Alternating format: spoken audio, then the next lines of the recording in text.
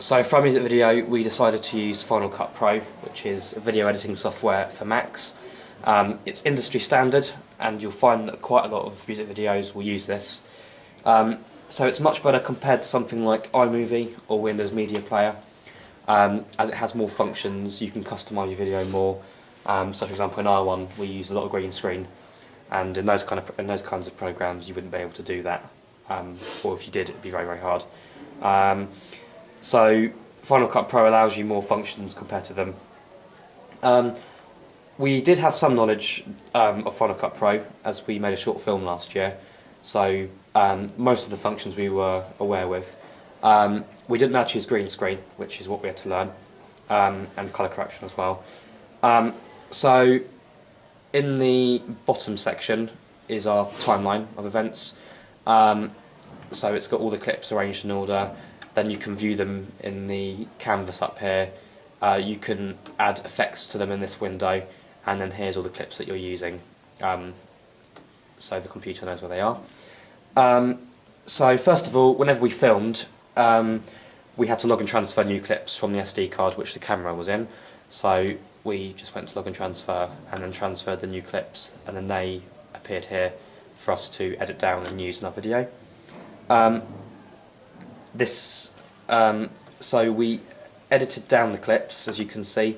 So for example, this one up here is 46 seconds long, and then we didn't, part of that would have been bloopers, so we'd have cut that down.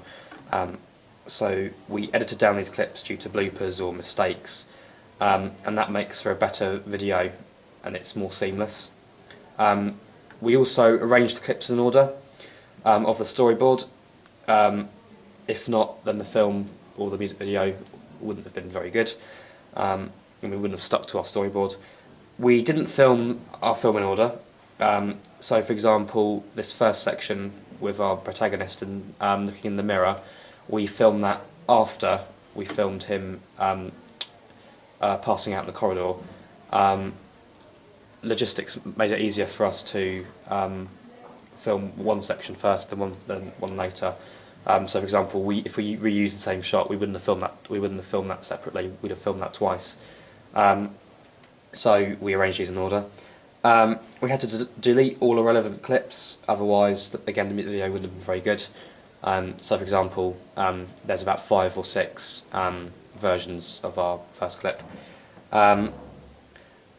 We had to adjust the sound for each clip. So, for the clips, we didn't use any sound, because that's what the music's for. So to do that, we just moved this down to erase sound. We used the soundtrack, as that was the music video. So here it is. Here we added it in afterwards. We also used transitions in our music video to make events go more seamlessly. So for example, here. This shot of the protagonist will then morph into this shot, so like so, as you can see in the canvas up there. This makes the video more professional and makes edits more seamless. If we didn't use transitions, then the editing would have been very, very choppy, and it wouldn't have made for a good music video. We also decided to use flashbacks in our music video, so this was towards the end here, and to make this effective we changed the speed of it. So normally when a video goes into Final Cut Pro it will be 100%, so we changed it to -100. So change speed, and then you'll see that we changed that. You can change the number as well, so if you want it even slow you can do 50, which is half of 100, like that. We also used a lot of green screen to make shots look better.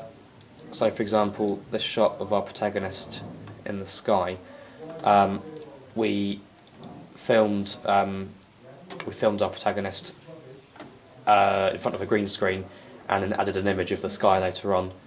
So as you can, so what we did was we went to Chroma Key and then played around with the colouring to make him blend into the background. and you'll find that quite a lot in here. So for example in this bit, you can see that the images are below and the videos are on top. We use the pen nib feature to edit audio out. So as you can see, this line shows how the video fades out. So like this, you can see them fading out. So we did that by pressing on the pen nib and then making 2 dots and alternating them. We also used captions on the music video. So at the start, we've got a title, which we made on a program called LiveType, to introduce the audience to what the video was going to be.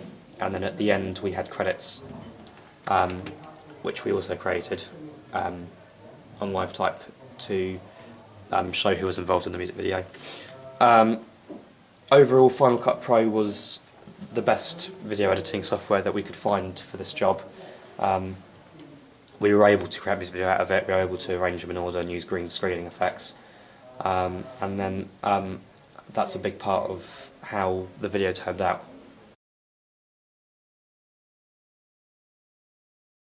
Right, so for our album cover and ad, we decided to use Photoshop CS6 rather than something like Photoshop Elements or Paint.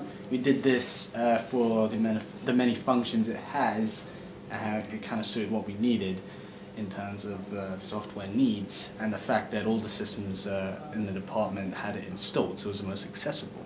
I had no previous knowledge of how to actually use this software, so it was a pretty large learning curve that took a lot of research. Most of the images used, as you can see the pills here as the background, are actually original images that we took. We actually imported them by saving them on the desktop like so. You can see in the bottom right corner here, and dragging them into the thing, into the canvas even, pressing OK, and then it would just appear. You place it and it would appear in the document. That's how we took original images and put them into our ads and album cover. So in order to highlight or crop out certain parts of an image that we didn't require, we decided to use a quick selection tool seen here. In order to use it, you have to select the layer, in this case the smiley face here.